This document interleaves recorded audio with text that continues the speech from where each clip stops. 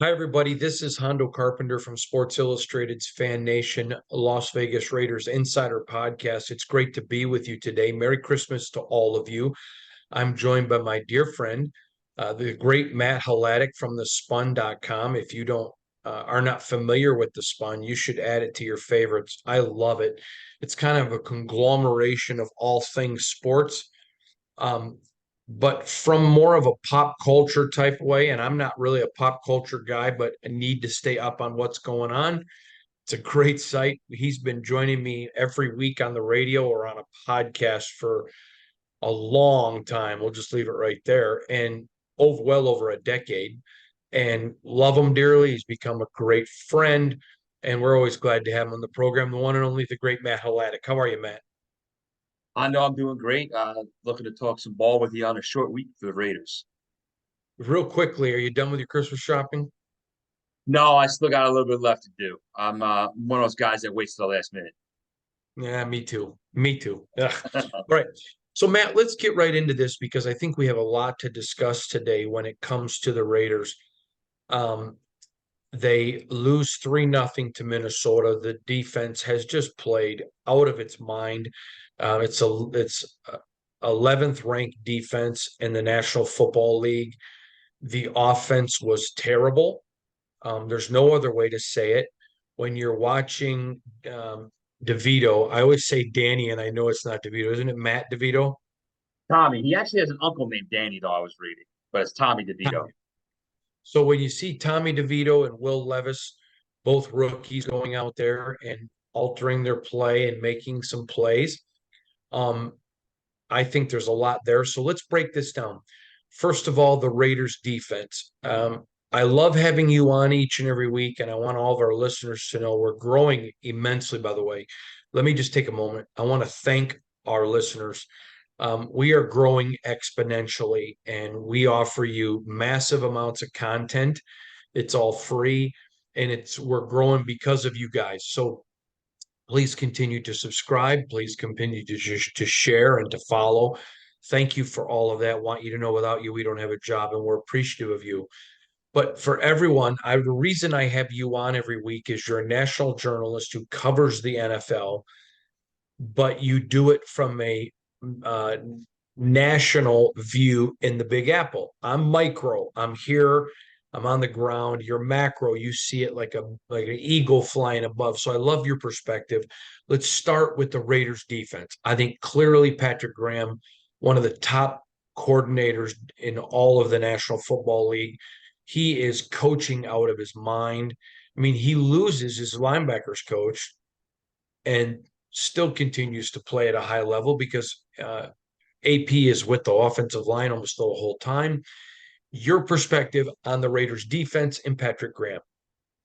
I think the Raiders defense, and I've said this before, it's been there all year. Mm-hmm. It's been consistent week to week. The effort's been there. There hasn't been any letdown or sort of um, it can be very easy when you're on a team and your unit is performing markedly better than its counterpart on the team. Whether it's the offense outperforming the defense or defense in this case outperforming the offense. It's very easy to kind of have to let down or to get frustrated and have that affect your effort or your play. But we haven't seen that from the Raiders, despite the offensive struggles at different points this year. I think that's a testament to Patrick Graham that he's now been able to do this at a couple of different stops where his defense has been ahead of the offense. He did it in New York. Now he's doing it now in Vegas. Um, again, this Sunday in particular, you get your usual outstanding game from Max Crosby. Robert Spillane had a good game. You see a sack and a few tackles from the rookie Tyree Wilson, which is encouraging. You know, things like that are things you hopefully can build on. And it'll be interesting to see if Antonio Pierce gets the head coaching job permanently, if he's able to retain Patrick Graham, because I wonder if Patrick Graham will get some more head coaching interviews this offseason, because he got a few of them 2 years ago, 2 or 3 years ago. I forget which offseason it was with the Giants. And I think he's deserving of them again this time now. Well, and that segues right into our next question, which is Patrick Graham. I mean, clearly this guy, I wrote when he came here that the Raiders were very fortunate to get him. This is a guy that has a lot of head coaching potential. I think the job of what he's done here and has clearly, again, thrust him into the conversation to the point where if the Raiders don't go with AP, um, I think he's a viable candidate to get the head coaching job here. That's Hondo's opinion. I've not heard that yet from inside the building. That's my opinion, but I'd like to know what you think. It's interesting. I always wonder, and again, this is me without having that knowledge of the inner workings of the building. I always wonder if something like that happens, if you get, some players who might be a little confused or disappointed that they went past the guy who has been leading the team, even if it is on an interim basis, to hire the assistant. Not saying they don't love Patrick Graham or they're not, happy working with him. But it is an interesting thing to consider. I'll say this: at the end of the year, if they say we're going to conduct interviews and they're going to interview multiple guys, whatever, I think he's definitely worthy of an interview for the head coaching job with Mhm. the Raiders. And I think he's definitely will probably find himself getting some calls from around the league as well. And if he ends and listen, if he is not retained as the D coordinator by Vegas, I wouldn't expect him to be out of work long. I think there will be numerous staffs looking to hire him either in a coordinator role or in some type of position coach role, which he's overqualified for at this point. But he's a guy who's really made a name for himself around the league the last few years. Yeah, again, I'm going to say this. If Mark Davis goes away from Antonio Pierce, I'm not saying that I think he's going to get the job. I think it would be very difficult for Mark to go away from Antonio and hire Patrick. Right. But I'm just saying, I think he has performed at such a level. He's certainly worthy if you're not going to go with AP for an interview. I would, certainly interview him and consider him, but I think it would be too difficult just knowing the dynamics. Again, this is all Hondo's opinion.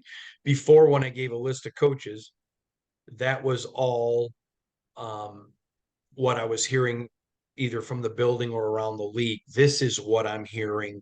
I mean, this is just purely Hondo opinion. All right, I want to go to Max Crosby because, I mean, we all know how injured he was, 60% against the Chief, probably 70 to 75% against Minnesota, and he just continues to play. There is a school of thought that says, listen, this season is over. Let's bench him. I'm going to tell you why I don't agree with that. And then I want to know what you think. My opinion is this: AP has a agreement with Max who wants to play. If you're in too much pain, you got to tell me. And if the doctors told AP him continuing to play is hurting his future, he wouldn't be playing. Now it's just a matter of how much pain can he deal with. And if it's not something that's going to do extended damage and you have a guy that wants to play, I think you have to let him play because it sends a message to the team. It sends a message about him. So again, since no damage is being done and Max is smart enough, if Max couldn't handle it or Max felt like there was more damage being done, he would shut it down. Your doctors have told you you're not doing more damage. I have no issue, but I certainly understand people's train of thought. What's your thought on that? I understand where they're coming from because they're saying, hey, this guy is your best player. He's a franchise building block. You don't want to see him do more extensive damage or something more permanent at this point. However, I look at it two ways too. The season, you're not eliminated from the playoffs yet. So as long as there's still a mathematical chance, guys are gonna keep fighting, especially a guy who wants to play at all costs, like Max Crosby, number one. And number two, assuming you miss the playoffs, you're about to get 7, 8 month break. Well, 7 months, 6, 7 months to training camp, 8 months till regular season games. You get that's a lot of time to kind of recuperate and get yourself ready to go for the following season. Um, and I just think that, listen, he's still going out there. He's still playing as hard as he always plays. He only knows one speed. He's still productive. I have no problem with it. I understand where fans are coming from because there's been times I've said it myself, like, oh, I just rest them. What does it matter? You're not going anywhere this year. It's safer, but it's also tough, I think, to kind of turn that competitiveness on and off. Okay, Bingo. we're eliminated. Oh, I'm gonna sit. Oh, we still got a Yep. chance. What if? Because if you sat him for the next, say you sit him for the next 2 weeks, and the Raiders win 2 games, and they're a game out of the playoffs with 2 games left, something like that, and then you bring them back. Well, now how do you kind of like how Mhm. do you rationalize that to the team and rationalize it to the fans?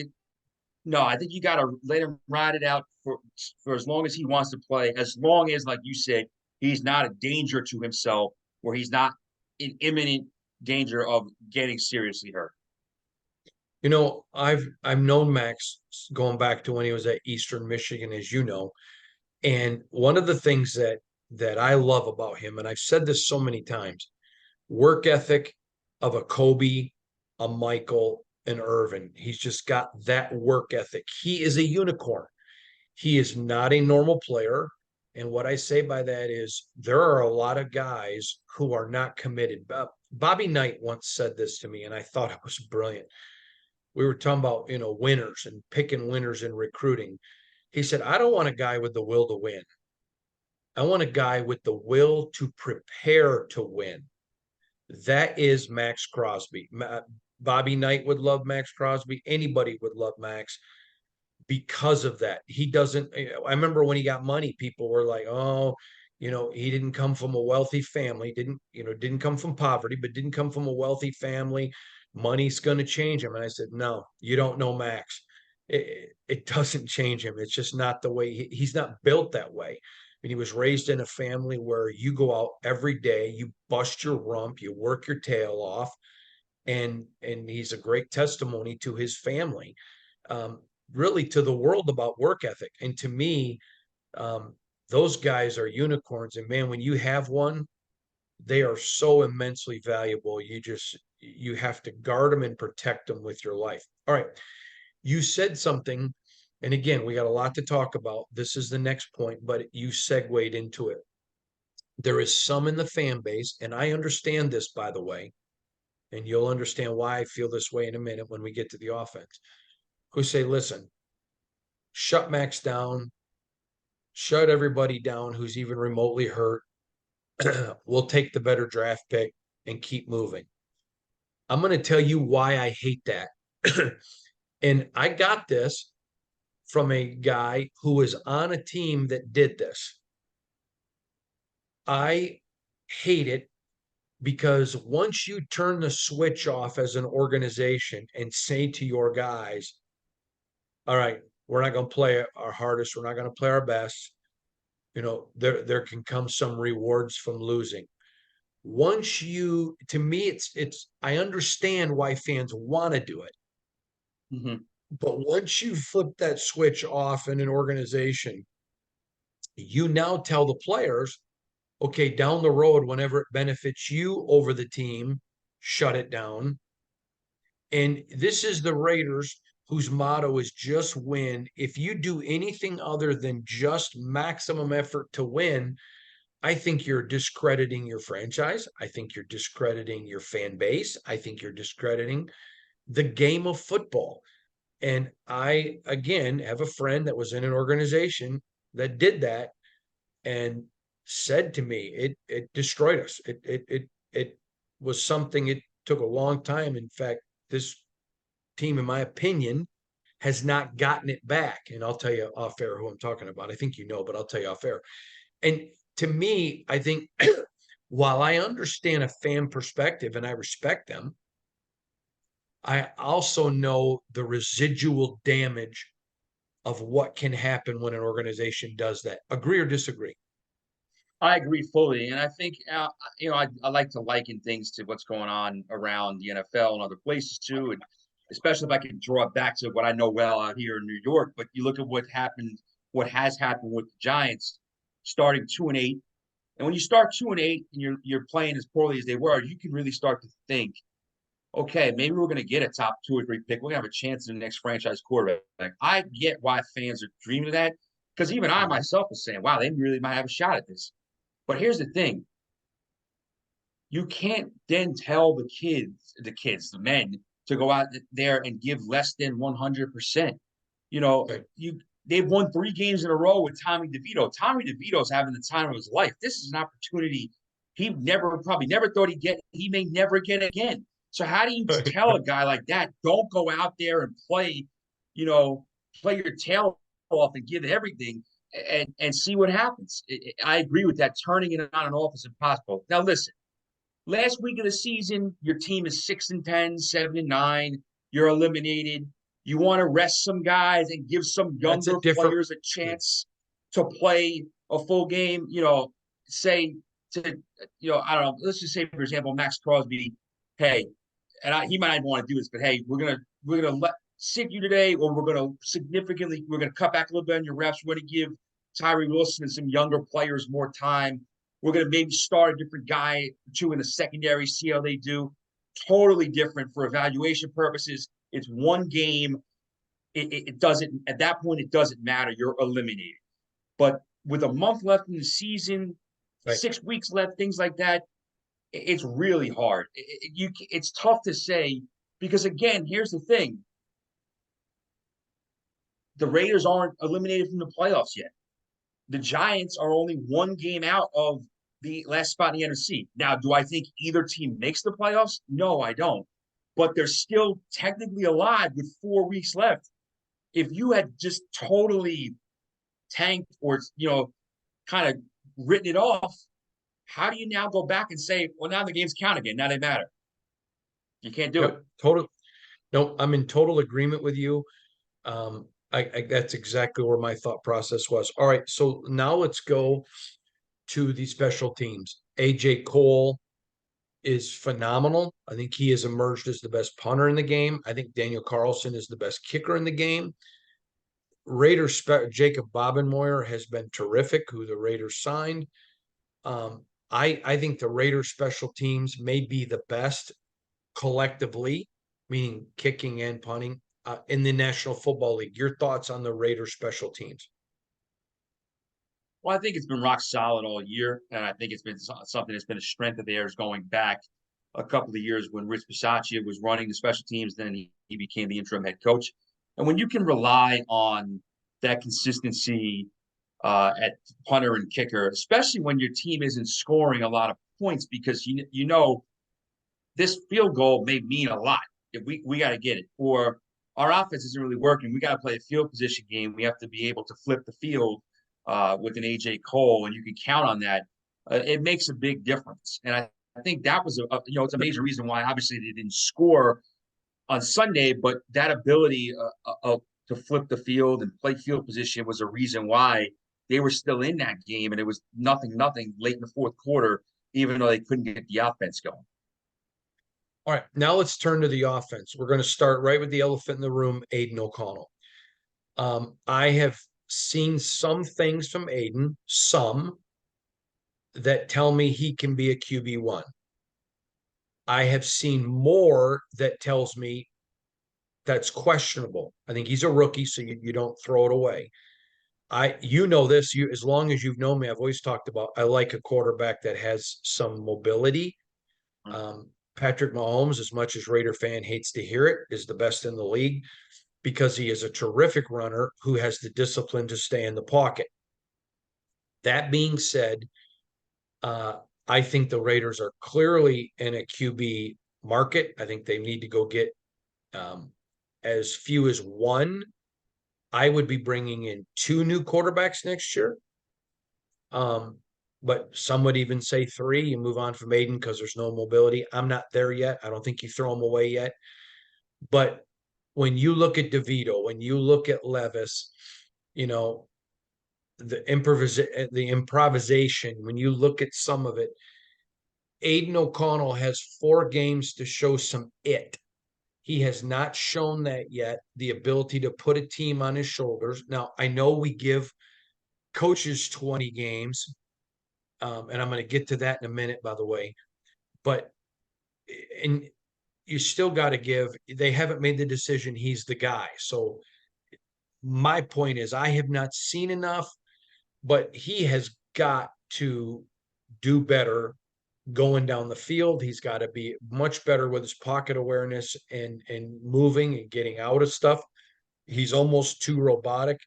To me, that rests on him, but also the offensive coaches around him. Your thoughts on Aiden O'Connell? Right. And one thing I do want to be fair about is if you look at, he's had 6 starts and 5 since he's been named Right. the starting quarterback. The 5 since he's been named the starting quarterback, he's gone against 5 D coordinators that have been around the block: Wink Martindale, Jeff Ulbrich, Steve Spagnuolo, Vic Fangio, and Brian Flores the other day. So these are guys that have a Right. load of experience. Some of them have head coaching experience. They've all coordinated multiple defenses in the NFL and have multiple, they have a lot of years of experience as a defensive play caller under their belts. They're going to challenge a young quarterback. Brian Flores is going to blitz you. Wink Martindale is going to have a lot of different schemes for you. Jeff Ulbrich with the Jets, they have one of the best defenses in the league. That defense has come to play every week, even if the offense hasn't. And you're seeing Fangio. Fangio, yeah, of course, Fangio, and Steve Spagnuolo, another guy who Right. can make life really tough for an opposing quarterback. So he's been exposed to a lot, and he's been challenged a lot in the last 5 weeks, and that can only help him later on down the road, whether he's a starter for the Raiders or elsewhere, or whether he's a backup for the Raiders or elsewhere. Now, to me, I think at the very least, he's shown that he can be a capable backup on a cheap rookie deal for a couple more years. Now the Yep. question is, okay, if that's what you think he's going to be, who is your starter? Because I know you obviously talk about the financial commitment to Jimmy Garoppolo, but Jimmy Garoppolo was not good this year when he played. He didn't look like the competent player that he was for his time in San Francisco. Do you go out, or depending on how this season ends and where you're drafting, do you look to go and get another quarterback in the draft? It'll be very interesting. A lot is going to be determined by who becomes the head coach, who becomes the general manager. To me, I think Aiden O'Connell has at least proven that he can be a capable backup in this league. I think he has 4 more games this year to put some different things on tape and give the next staff, whoever it is, a chance to evaluate and see what he has moving forward. Because I agree with what you said. It's a lot tougher these days in the NFL to be a pure pocket passer. For decades, that was the archetype in the NFL. That's what you wanted. You wanted a guy that was going to sit in the pocket and be that kind of player. You obviously have to still be able to win from the pocket. It's the most important part of playing quarterback still, but you need that mobility. You need the ability, at the very least, to extend plays or save yourself from sacks and make something out of nothing occasionally. So if he can at least improve a little bit in that area, it will be a big step in a good direction for him. Totally agree with you. Now let's talk about Jimmy Garoppolo. I would have played him Sunday sometime in the third quarter. I have said, and I don't back down from it, I don't do revisionist history, that he was terrible in the Josh McDaniels system. But everybody was. I still doesn't mean that I think he's a bad quarterback. It certainly doesn't mean that the guy's resume speaks for itself. His biggest issue was not ability, it was availability. So I think if you're allowing everyone else to improve since Josh McDaniels left, you've got it is fair assumption that Jimmy is going to be better. As long as they're still in the hunt, do you play him with this caveat. There's about 11 million bucks that they're going to be able to get out of next year. And I'm not going to get into all the semantics how, because it's so long and we're not getting into that today. But if he gets injured like Derek Carr last year, they're not going to be able to get rid of him, and that money is going to be guaranteed. If you know, no matter what, if the owner has come down and said, listen, no matter what, Jimmy's out next year, do you roll the dice and play Jimmy because you're still in the playoff hunt? Or do you say, no, we're not. We're going to roll with the kid because I don't want to guarantee that money? That's a very difficult question. That is a very, very difficult question.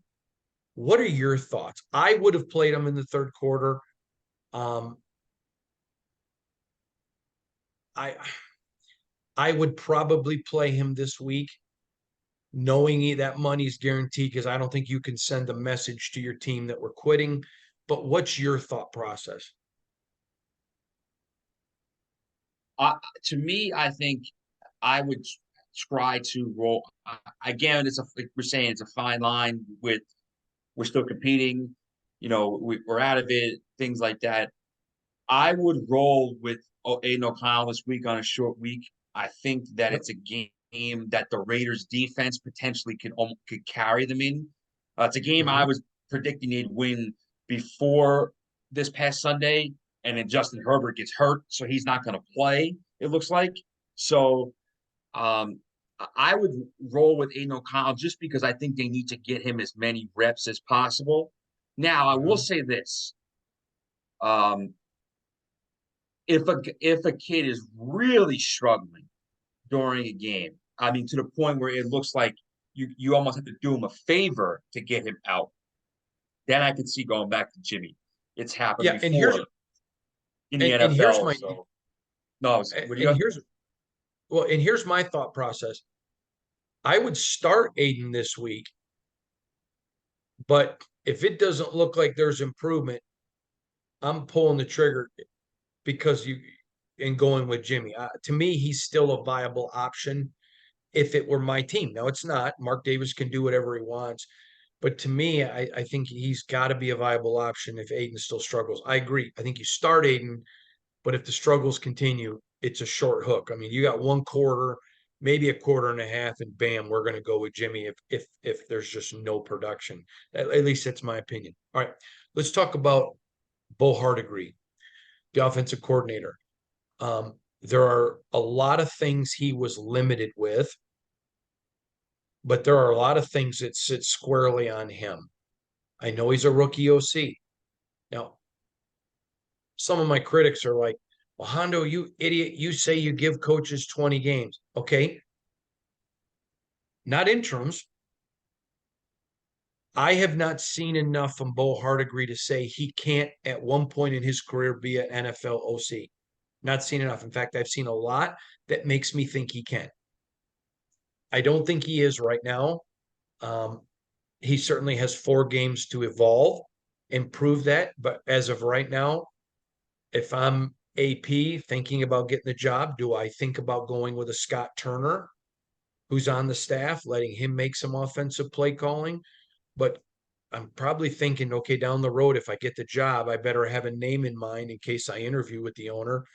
This is a guy I want to bring in from an offensive coordinator. But I have not seen enough from Bo to say he's the OC moving forward at all. Have you? No, and I think that to be fair to him, I think when the Raiders go into this offseason, there's got to be a deep dive done as to what happened offensively this year for the most part, what went wrong. Because, okay, the first 8 games were Josh McDaniels, but they're still not getting the offensive production that you would think you could get out of a unit that, yes, has a rookie quarterback, but you still have Devontae Adams, you have Hunter Renfrow, Jacoby Myers, Josh Jacobs, Mayer, a couple tight ends. Why have they still really struggled to get launched and get off the ground there? Is it the type of system? Are they, is it the way that players are being utilized?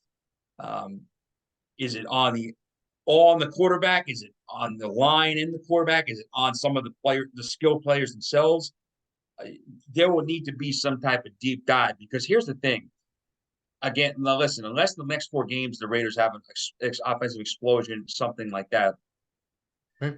if things continue the way that they've been going, if I'm Mark Davis, I think one of the first questions, if not the first question, I ask Antonio Pierce in an interview after the season is, what are you going to do about this offense? I understand you're a defensive guy, that's your pedigree, but how are you going to get this offense performing even at a league average level to where it's a playoff caliber offense? To me, now listen, he's like Bo Harvey, he gets valuable experience here. It's sort of like an Aiden O'Connell. It's a rookie guy getting a chance to call plays and do things for the first time. They can give him the end of the year, and then you kind of evaluate from there. I will say this, like I agree with you. I think if I'm Antonio Pierce, I'm thinking in the back of my mind, what do I want to do at OC next year if I'm the head coach? Do I want to bring in a veteran name, somebody that I've worked with, somebody that I know who's done it before? Do I want to turn it over to a guy like Scott Turner who has done it before at multiple stops? Because I do think that this is something that the Raiders offense has to be better in 2024. It does. And that's assuming that Devonta Adams is back as we said we would think he would be. But even if he's not back, as big of a loss as that is, they have to find a way to get more production offensively. All right. Now I want to go, and again, this is still an interim basis. I have not seen enough to say Bo can't be. I just have seen enough now to say at this point he's not. So he's got 4 games too to go into the bag of tricks and show us more. I have not closed the door on any of them. Some of them, Aiden and Bo, what I've seen tells me if they continue on this trajectory the next 4 games, I'm going in a different direction. But now that brings us to AP. Again, with Bo and Aiden, I have not seen enough to rule them out as down the road as QB1 and an OC1 or OC1, just as an OC. But I've not seen enough to say they're ready for those roles today. Both have 4 games to change it. Mark Davis doesn't care what you think, I think, the fans think, or anyone else thinks. I have seen a lot from AP to make me think he is a head coach. I have seen, I wouldn't give it to him right now. I said earlier, if he beats either the Chiefs either time or the Dolphins, then you give it to him. He has not done that. But I have seen a lot from him. So, for example, the benching of Marcus Peters, the uptick in physicality. This team is so much more physical. They're more prepared. Penalties are down. Turnovers are down. Multiple things he has done has worked. He gets the job after the trade deadline. So there's not a lot of things that him and the general manager can go do to get to make the team better. But the way he leads, his style leadership, a lot of people call him rah-rah, which, okay, you can, but rah-rah coaches aren't dumping Marcus Peters. Rah-rah coaches aren't bringing the discipline to the team that he has brought. So again, people can have any opinion they want. It's not reality, but I have not seen enough to say he's not capable of leading this team. I'm still rooting for him. I'm intrigued by AP. Your thoughts? So am I. I think that, I've talked about this with you a bunch of times on here. I think that depending on how the season unfolds the rest of the way, and if it continues to where, the team is playing hard and he's got that level of respect and he's got, commanding the room and has that way of banding guys together, like you said, and producing that physicality and producing that cohesiveness. I think long and hard about giving him the permanent job if I'm Mark Davis, unless I have a guy in mind that I know is almost a Mhm. can't miss type candidate and is going to take the job if offered, and I could bring him in. Other than that, I think at the very least he deserves a long look, Antonio Pierce, because if they finish the year strong and they don't hire the interim head coach again, and they bring in an outsider who doesn't do the job again, and then it's going to reflect poorly on Mark Davis. Like you said, this upcoming coaching hire, whoever he hires, is going to be a massive one for his legacy as an owner and for the to shape the direction of the franchise. I think, and again, you're more privy to the nitty gritty details of what goes on with Antonio Pearson with the team. But I think from an outsider's perspective, I think that the effort has been there. I think they've played really hard. The defense has continued to play well. He'll get another opportunity on national TV this week, home True. game, Kansas City as well. Kansas City as well. So, yeah, so he's got a couple of more opportunities on national television, including against the defending Super Bowl champions, to kind of show his stuff and show what his team's capable of. So I think that he's got some chances down the stretch to really enhance his resume and enhance his case for the full-time job. Yeah, I agree with you. Again, I'm rooting for him. I'm rooting for him. Let me say this. I like him personally, but that's not why I'm rooting for him. I like Aiden O'Connell personally a lot. Um, but it's not that. I look at some decisions he's made and think, wow, that was ballsy, or boy, that was big, or boy, you can see his adjust and as a head coach, those are things you've got to see. Now, if he can even get the offense to change a little, if he now he told me yesterday, talking about AP, that he wants them attacking. He wants more from it. He said he's been talking about it every week and going to continue to talk about it. Um, I am of the persuasion, and I'll talk more about it after the game. I don't want to say too much. Um, that this, even though it's a short week, there is a lot of Antonio Pierce influence going on inside the building right now. Again, I'm impressed with him, and I'm looking forward to seeing what he can do. All right, now I want to go to the next subject, which is a rebuild. Now, there are a lot of reasons team rebuild. They go and decide, okay, we're going to go with a new coach. We're going to go pick a rookie quarterback. We're going to rebuild. If that's your decision, then you have to look and say, okay, what players on our team are young and we're going to go be looking for to draft in the draft? Okay, so for example, Max Crosby, super young, he's untouchable. I don't care what you offer. I mean, you would have to offer me something, the biggest trade in the history of the league, because defensive ends are the second most valuable position behind quarterback. And he's super young and he's elite and still not at his best. So to me, you don't touch Max. Okay. Devontae's older. So if you're going to go rebuild, okay, I'll trade Devontae for 2 1s to the Jets, or Quinn Williams and a 1. I don't think they would get Sauce Gardner. A lot of people are like, give us Sauce Gardner and a 1. Yeah, that's not going to happen because he's so young. But so is Q. Um, I'm okay with that. But then all of a sudden you have to start looking, okay, is AJ Cole, who's the best punter in the league, is he good enough that he can go through 3 years of a rebuild? And oh, by the way, it's going to be 26 before we expect to compete. So 3 years down the road, do we expect him to still be performing at this level? That's the next part of the rebuild, is going through your roster, asking, okay, is this a player we trade? Because 3 years from now, because if you go through a rebuild, it's 3 years. You're 24 is a wash, 25 is a wash, and then you don't expect to be competitive until 26. I mean, that's the reality of what a rebuild is. And so then you got to go through and ask yourself, to me, just to me, special teams are fantastic.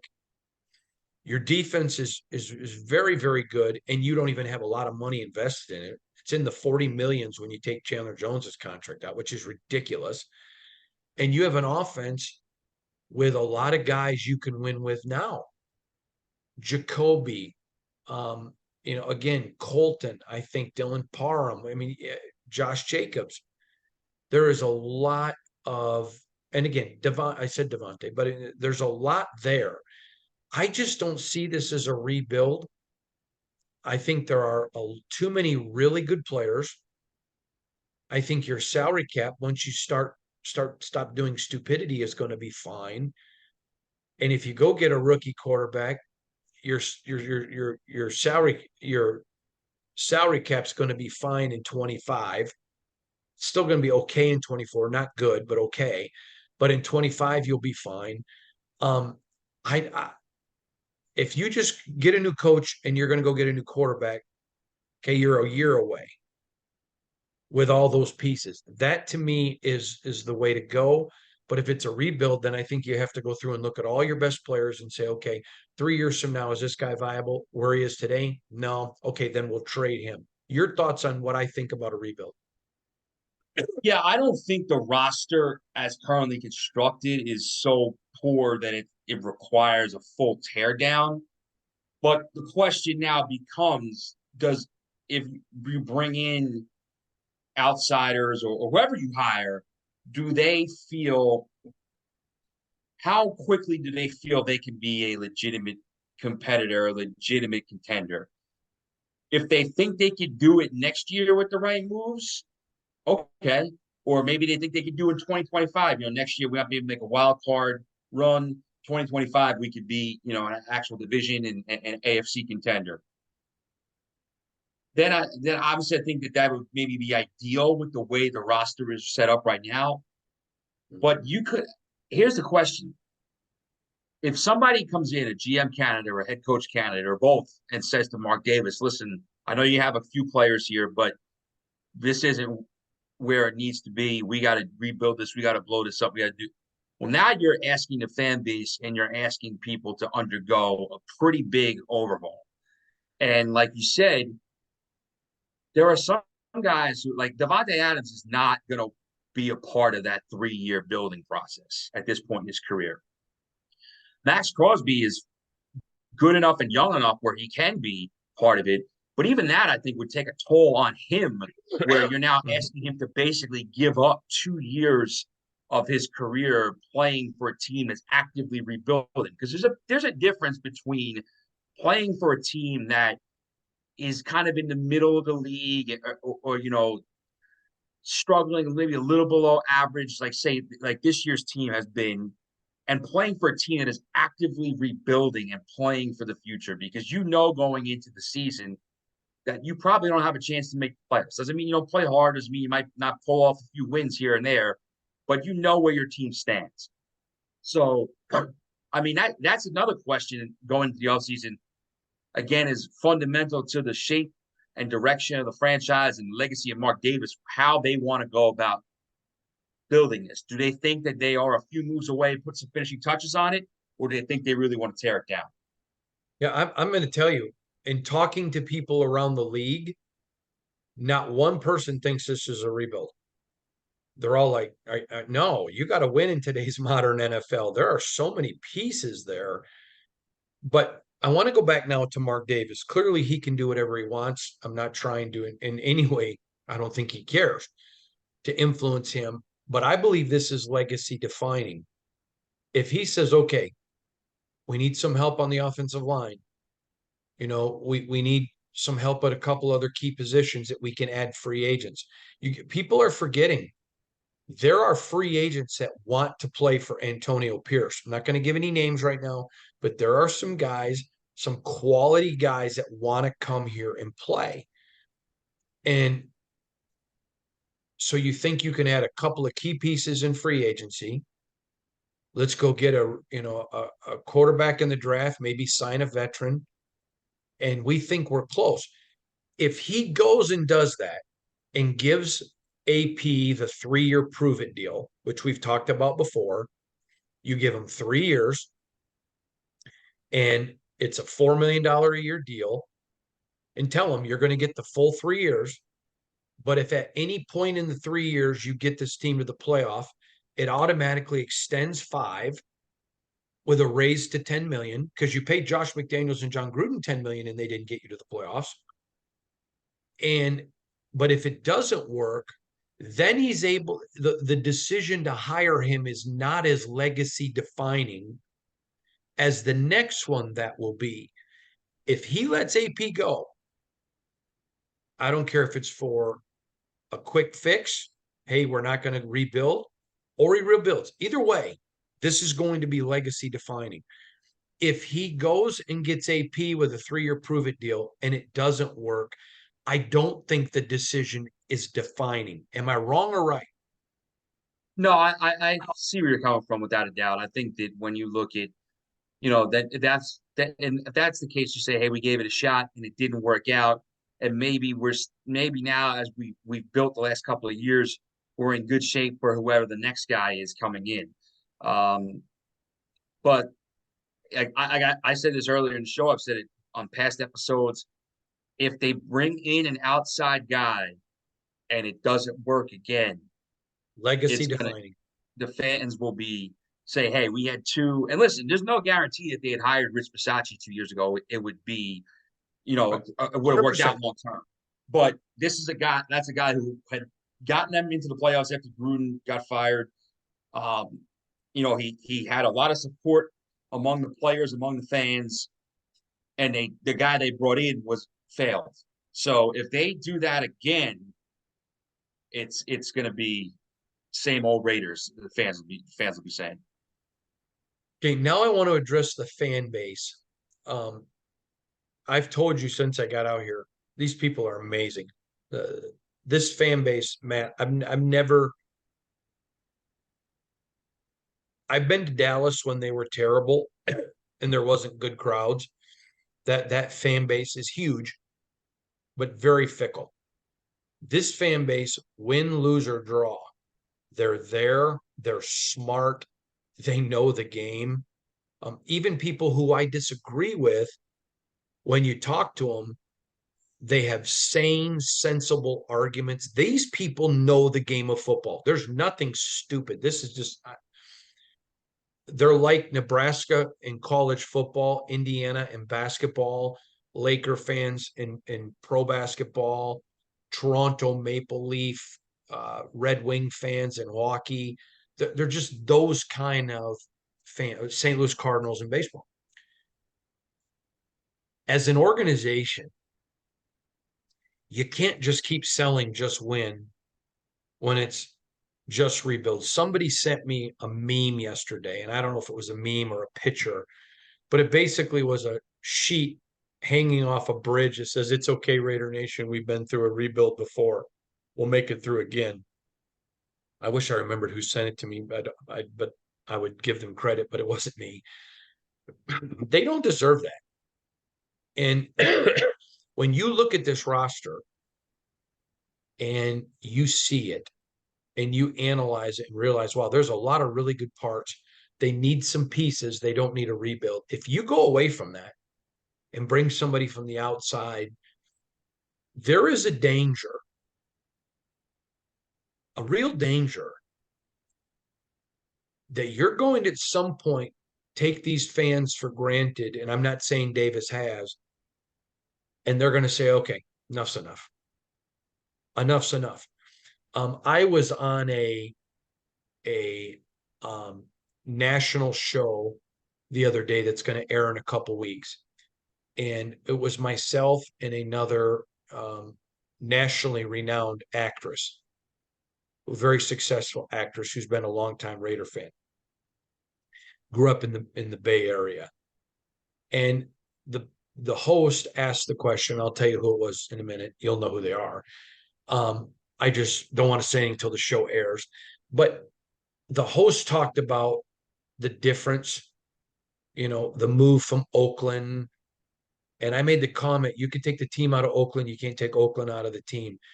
At some point, Matt, I think there's a real danger. And I know people are going to say this is stupid or whatever, but I'm not a fan. this fan base is so loyal that it can come to a point where they say, enough's enough. And the moment they do that, the magic of the Raiders is the fans. I've shared this with you. Matt Millen told me this when he was general manager of the Raiders. Every NFL team's fans think they're part of the team, but only in Oakland, and they were in Oakland at the time, obviously Las Vegas now, but only with the Raiders do the players think they're part of the team, talking about the fans. To me, there's anger in this fan base. I've not seen it before like this anywhere I've ever been, whatever I've ever covered, even with the Lions. They embrace the lovable losers like the old Cubs fans did. That is not this team. Losing is not in their DNA. It's not in their DNA. You, you, you, you could do a blood test on every Raider fan, and they're all related because they all have that losing is not in my DNA gene. I think that Mark Davis has to be concerned about at what point now we've moved the team. At what point does we begin to lose a big part of our fan base? Do you think I'm overstating it? I think the thing that helps the Raiders with that is the fact that it is still a bit of a national fan base. There's Raider fans everywhere out here in New York, New Jersey, out in obviously in Vegas and in California and all. They're all over. So that silver and black nation is strong. But I do think Huge. you're starting to get, and I only see from the comments on Twitter and the comments on Facebook and from a few Raider fans that I know personally out here, you're starting to get almost like that fatalism where you're just sort of resigned to the fact that this team doesn't win. You know, this is now 20 years of rebuilds after rebuilds, and there really hasn't been anything fruitful to show for it. There's been a couple of winning seasons, a couple of playoff berths, but they haven't had anything sustained, and that's what fans are used to, especially ones that have been around a while and watched this franchise. They're used to that sustained success, that excellence that the team preaches. Um, I I don't think the Raider fan base, the Raider brand will ever die or really be in dire straits, but I do think you're in some danger of obviously losing some of that passion, at least until you show some type of consistency, some type of vision for the future, because I think people are really resigned to the fact, like, when are we ever going to win again? When are we going to become the Raiders again? Because, it just hasn't happened for a long time. And you see teams around the NFL, and there's always losing franchises. And like you say, there's franchises that historically do poorly than others. But the Raiders were never one of those teams. And you start to see some of those teams even outperform the Raiders. You look at what, the Lions seem to have, they're going to be a playoff team this year. They seem to have built some type of something solid, at least for a couple of years. The Browns have made the playoffs a couple of years ago, won a playoff game. They might get back this year. And I'm not saying those franchises don't have their own issues, but the Bengals, they got Joe Burrow, and they're playing for Super Bowls. Like, these are teams that have historically been down and have struggled. The Bills, of course, I'm just throwing out different names. You see those teams that have made this come up recently. I think Raiders fans are justifiably wondering, when is that going to be us? When your owner has had two coaches take you to the playoffs and he's fired them both. I mean, he gets rid of Del Rio because he wants to bring Gruden in. He gets rid of Bisaccia because he wants to bring Josh McDaniels in. Then all of a sudden, and again, I'm not saying the brand's going to die, but I'm going to share this with you. I think you'll find this funny. Then I got one other topic and we'll let you go. Since I started covering this team, I'm learning some new words. Now, as you know, I am who I am. I don't try to be who I'm not. But there's a term out here that they use in Raider Nation called OG, stands for original gangster. And it's not referring to people as gangsters. It's just, I wish I could explain it to you. You'd almost have to be part of this to get it. It's as an OG, somebody is an old school fan who's been around since the Yeah, beginning. yeah. Yeah. That's my concern. I've shared this with you before. I didn't understand it when I first started covering the team because every email I got was Hondo, I've been a fan since 76, or Hondo, I became a fan Al Davis's first year. I'm this old. And at first I thought, who cares? Why are people telling me how long they've been a fan? But the more I get cover it, I get it now. I totally get it. I expect, in fact, if I get an email from somebody that doesn't say I've been a fan since, I just almost delete it because it's like, okay, this is somebody who's a new fan, whatever. When you embrace the suck, you have a shot at alienating some of your OGs. And I'm going to tell you, Matt, though these people are precious. I on this national show, and I don't know how they're going to edit it, but I made a comment, and I also said this to Wayne Mabry, the Violator, who was on my show last week. If my son, who's 16 months old, Dexter, let's say he's 5 years old and he says, Dad, I want to go to a game, but I'm up in the press box, so I can't take him. I would let that kid go sit in the black hole because, yeah, they have all the costumes and they look mean. They are some of the most wonderful people. I have not had one dealing with anyone that's a black hole member. Shout out to the black hole. Shout out to Cisco Ortega, who I haven't thought, man, I don't want them around my family. Just precious people. And I feel for them. This is why, to me, it's legacy defining. You've had two coaches take it to the playoffs. You've fired them both. If you go with AP, it isn't as legacy defining if it doesn't work. And it's just fascinating to me. All right. Last question that I have for you. And I think it's a big one. I think it's an important one. Tyreek Hill goes out of the game. His wife texts him and says, Dog, you better get back in there. Now, not because she's a money chaser, but because she knows him. She knew, okay, it's just an ankle, get back in there. How cool was that to see? Well, and listen, I know I'm talking to Raider Nation, who doesn't like Tyreek because he was a Chief, but I still thought it was pretty cool. Your thoughts? No, it wasn't. Listen, you're talking about a guy who obviously his team still has a lot to play for. He still has a lot to play for. But it would have been easy for him to. It was a nasty looking ankle injury to kind of take the rest of the night off and reassess and reevaluate. But he came back in, and I think he knew that speaks to the type of competitor that he is. And I think that that was fun to watch. Obviously, the game shockingly didn't work out well for the Dolphins the way it ended, but I think it was good to see Tyreek get back out there and that the injury wasn't something that kept him sidelined long. Well, Matt, I think this was a great podcast. I think Raider Nation's going to love it because we really go through a lot and dissect it. Thank you so much for being with us. To all of you guys from Matt and I, Merry Christmas. Remember, this is Matt Hladek from thespun.com. I'm Hondo Carpenter from Sports Illustrated's Fan Nation, Las Vegas Raiders Insider Podcast, part of the Fans First Sports Network. And by the way, everybody, if you don't want the video, because I wouldn't want to look at me and Matt, but if you want to just listen to the audio, you can go to Spotify, you can go to Apple or wherever else you get your podcasts. Additionally, every day, I do a podcast that's just audio only. It's usually 5 to 10 minutes. It's called Riding with Hondo. It's with me. Usually I do it with me and my son Dexter in the truck.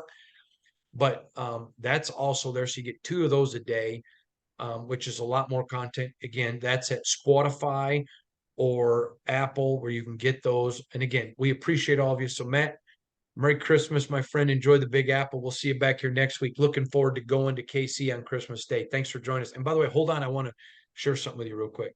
All right. Thanks, everybody. Have a great day. Appreciate you. Merry Christmas and God bless you. Merry Christmas.